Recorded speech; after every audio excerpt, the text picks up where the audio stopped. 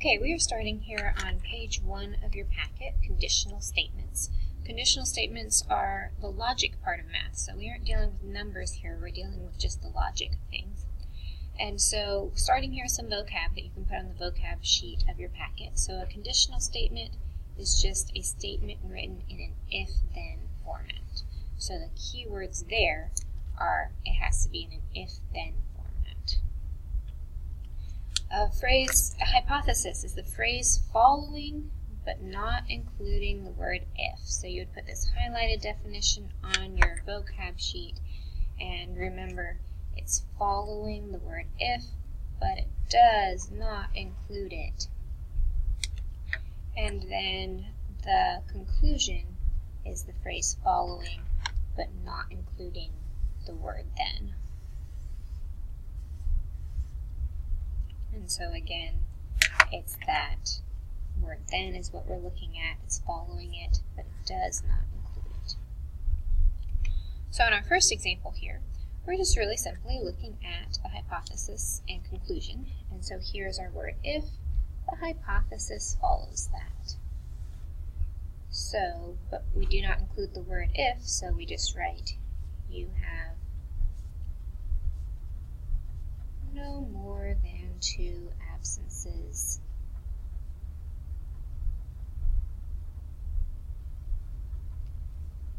And a B average.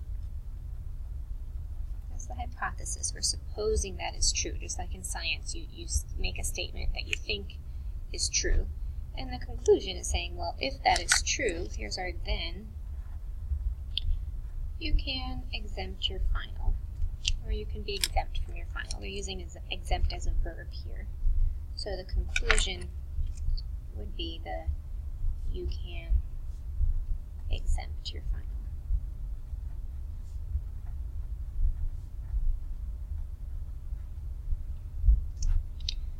That's our basic hypothesis and conclusion.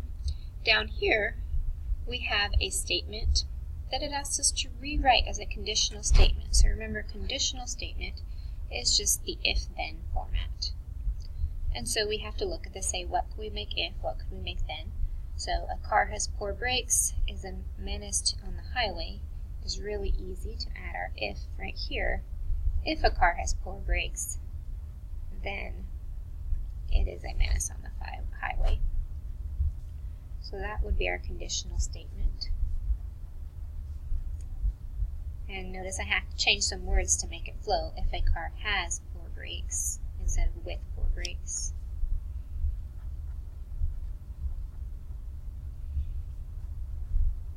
Then it is a menace on the highway.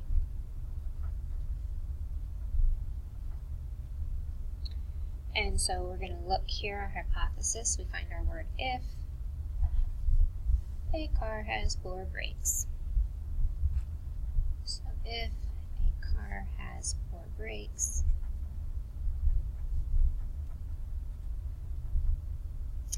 and then here's our word then.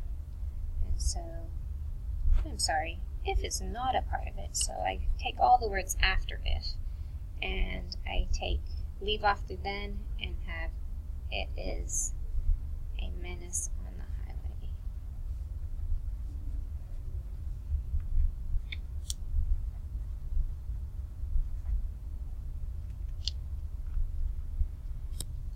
And flip on over to page 2.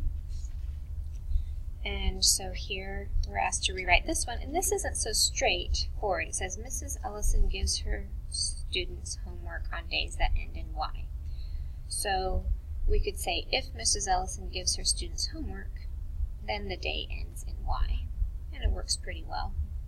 So if Mrs. Ellison gives her students homework, then the day ends in Y.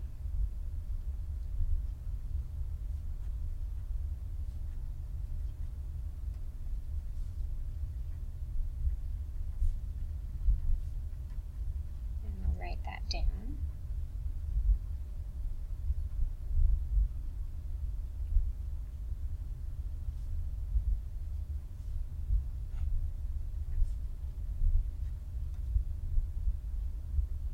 And if you've noticed, all our days end in Y, so apparently Mrs. Ellison gives her students homework every single day. And again, our hypothesis part is what follows that word if. So Mrs. Ellison gives her students homework.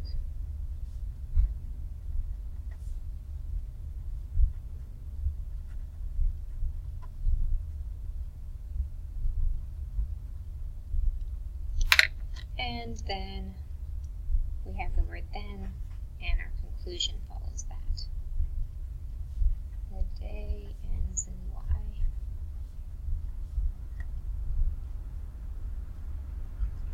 Alright, now is our next vocab word. So converse, to add to your page. This is a very important word to know, and it's formed by switching the hypothesis and the conclusion. So if you can in your mind, because you will have to know these words for your assessment at the end of this unit, converse means you switch. And so we have the conditional statement in example 1. We look back and it says, if you have no more than 2 absences and a B average, then you can exempt your final.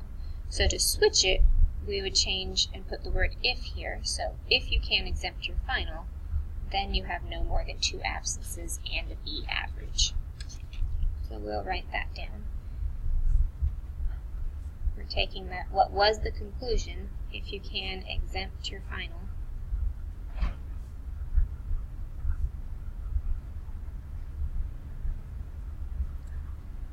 then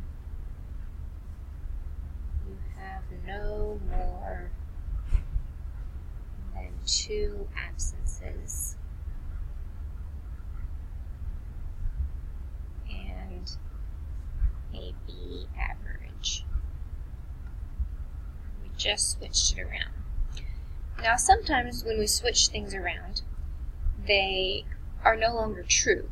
So this is a true statement. If a angle has a measure of 120 degrees, then it is an obtuse angle. So that's true. Obtuse is anything greater than 90. So the converse, we switch it around and say, if an angle is obtuse,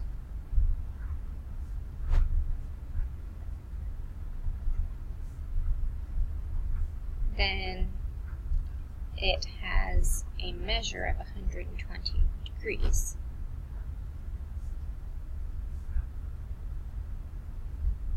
And we look, if an angle is obtuse, then it has a measure of 120 degrees. Well, that's no longer true. That's false, because anything greater than 90 is obtuse. And so that leads us to our next word is counterexample. So remember, counter means against. And so if you use that to help you remember it. Against, it follows the hypothesis, but not the conclusion. And so we would say, if an angle is obtuse, so the counterexample is obtuse angles that are not 120 degrees. So I would say obtuse angle can be 95 degrees or 100 degrees, and we could go on for a very long time. There's so many counterexamples there. So we follow the obtuse angles and say, here's some examples that are obtuse, but they are not 120.